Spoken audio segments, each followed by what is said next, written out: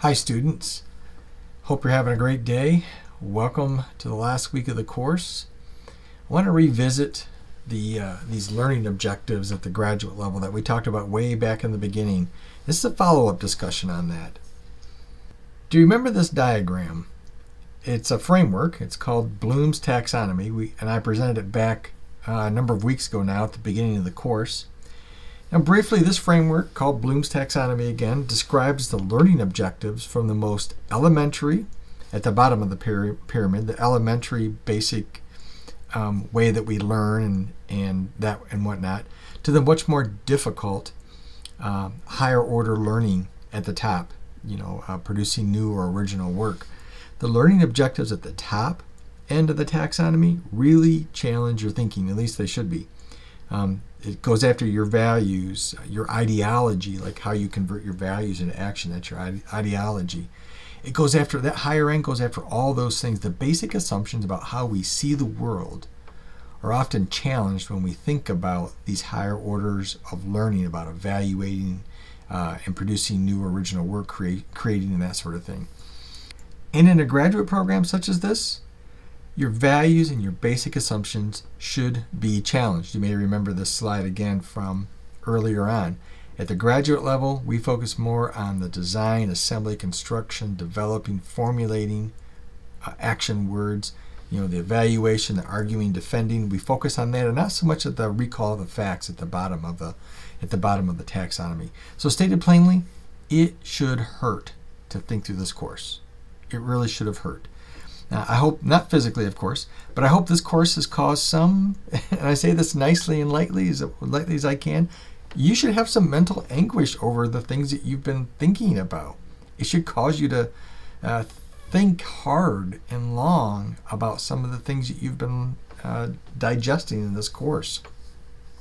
Maybe cause some mental hardship, and again, I'm saying those lightly. I didn't want to cause you anxiety. That's not what I was trying to do. But I hope you've been challenged with some difficult concepts through this course sometimes.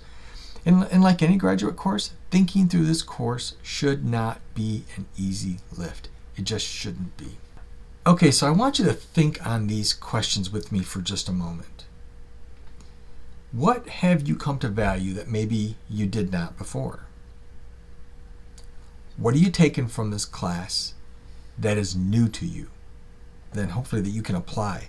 I mean, I'm going to pause for just a minute and tell you, one of the things I really try to focus in on is making the abstract more relevant. And I hope that that's come out in this course. So what are you taking with you from this class, this course, that's new to you, that you can apply at work? And then third, how has God been changing your thinking as you've been going through this course?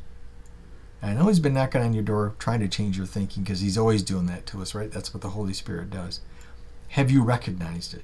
So, what have you come to value that's different than before? What are you taking with you that you can apply? And how has God changed your thinking? Again, I want us to be thinking about that higher order learning objectives.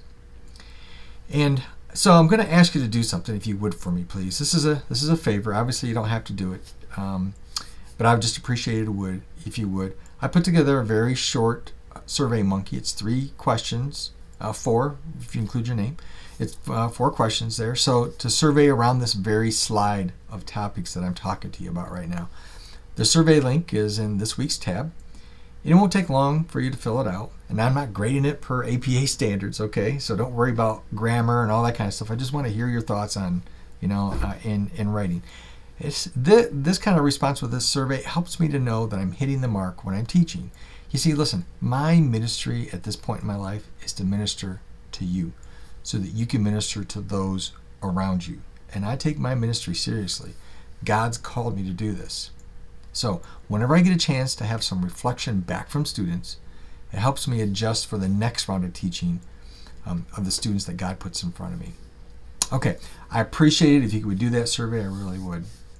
Now listen, I've enjoyed this course with you. I really have. And may God bless you.